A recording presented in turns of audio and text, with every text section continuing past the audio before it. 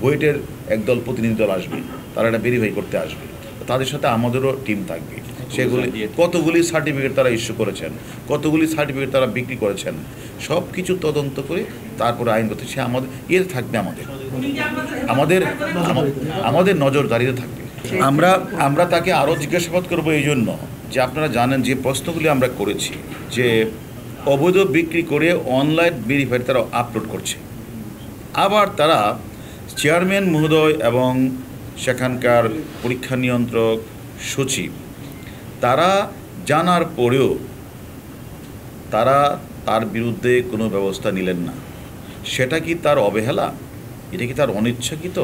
না এটার সাথে তার কোনো যোগ সাজশ ছিল বা এটার সাথে কোনো লেনদেনের সম্পর্ক ছিল?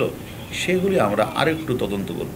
তদন্ত করে যদি আমাদের কাছে মনে হয় সে একদিকে তো দায় এড়ানোর প্রশ্নই নাই, এটা তো প্রশাসনিক ব্যবস্থা তার বিরুদ্ধে গ্রহণ অলরেডি করেই ফেলেছে, সে অলরেডি ওএসডি হয়ে গিয়েছে। তারপরেও আমরা বাকি জিনিসগুলি আমরা তদন্ত করব।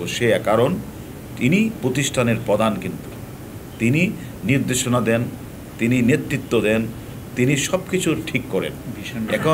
এখন এই প্রতিষ্ঠানে বসে এই প্রতিষ্ঠানে বসে অন্যান্য ব্যক্তিরা সেখানে সার্টিফিকেট অরিজিনাল সার্টিফিকেট বিক্রি করে দিবে, এটা আবার আপলোড করে দিবে, এটা আবার টাকা নিবে, আবার বিভিন্ন দপ্তরের লোকজন যারা এটাকে জেনে ফেলেছে তাদেরকে আবার টাকা দিয়ে ম্যানেজ করে ফেলবে, এটা তো আসলে হতে পারে না। এটা আমি মনে করি এটা আমাদের কারিগরি শিক্ষা বোর্ডের এ ধরনের জালিয়াতির ঘটনা আসলে ইতিহাসে একটা কলঙ্কিত অধ্যায় হিসেবে আমি মনে করি চিহ্নিত হয়ে থাকে।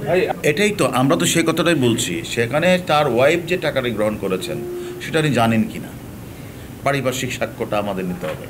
দ্বিতীয়ত হচ্ছে উনি যে এখান থেকে যে এই যে একটা অনিয়ম হয়েছে, এটা কি অবহেলা, অবজ্ঞা কিনা, উনি কি ইচ্ছাকৃত ভুল করেছে না অনিচ্ছাকৃত? দ্বিতীয় কথা হলো আমাদের আরও কিছু বিষয় জানতে হবে যে এখানে যে আমরা যে সার্টিফিকেটগুলি এগুলি কোথায় কোথায় বিক্রি হয়েছে। এখন তাকে যদি আমরা আজকে যদি যদি আইনগত ব্যবস্থা গ্রহণ করি, আমাদের কাছে তো আরও অনেকগুলি প্রশ্ন রয়েছে, যে প্রশ্নগুলি ঢাকা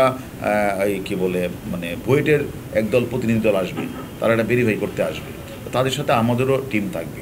সেগুলি কতগুলি সার্টিফিকেট তারা ইস্যু করেছেন, কতগুলি সার্টিফিকেট তারা বিক্রি করেছেন, কতগুলি সার্টিফিকেট আমাদের আপলোড করেছেন, এগুলি তারা বের করতে পারে কি না। কিন্তু তারা বের করতে পারলে আমরা তখন বুঝতে পারবো তারা কত সংখ্যক সার্টিফিকেট তারা বিক্রিটা করে এবং সেটার সাথে আর্থিকভাবে উনি কতটুকু জড়িত, এগুলি আমরা খুঁজে বের করে তারপর আমরা সময় নিলাম। আমরা না উনি এখন ওনাকে আমরা ওই যে প্রশ্নগুলি ওই যে ভোট ইয়ে থেকে যারা আসবে, বোর্ড থেকে যারা আসবে তদন্ত করতে, সেখানে সে যেটা বলেছেন যে ওই যে সার্টিফিকেটগুলি ইস্যু হয়েছে, কত সংখ্যক সার্টিফিকেট ইস্যু হয়েছে, এটা তদন্তটা করে এবং এটার সাথে কী পরিমাণ টাকা লেনদেন হয়েছে, এই টাকার লেনদেনের বা কারা কারা পেয়েছে, সব কিছু তদন্ত করে তারপরে আইনগত সে থাকবে, আমাদের নজরদারিতে থাকবে। আমার তো আরও তদন্ত আছে। এখন আমি যদি সবাই যদি জেলে পাঠিয়ে দিই তাহলে আমার তদন্তটা করবে কি? আমাকে একটু সময় দিতে হবে যে বাকি সার্টিফিকেটগুলি কারা নিয়েছে, কারা টাকা দিয়েছে, সেই টাকার সাথে এমনকি শুধুমাত্র তো টাকা শোন না, সারা বাংলাদেশে আপনারা জানেন কি না, সারা বাংলাদেশের কারিগরি মহাবিদ্যালয়, তারপরে political school and college, service institute, তারপরে অধ্যক্ষ অনেকেই কিন্তু এই সনদ যে জড়িত।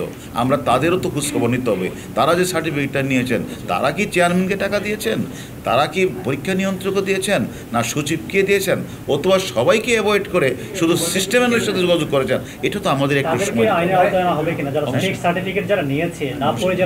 যারা অন্যায় কাজটি করেছেন তারাও সাথে জড়িত। কারণ এখন যদি কেউ রক্ষক হয়ে যদি কেউ বক্ষকের দায়িত্ব পালন করে আর সরিষার ভিতরে যদি ভূত থাকে তাহলে কাউকে ছাড়তে হবে না। ধন্যবাদ।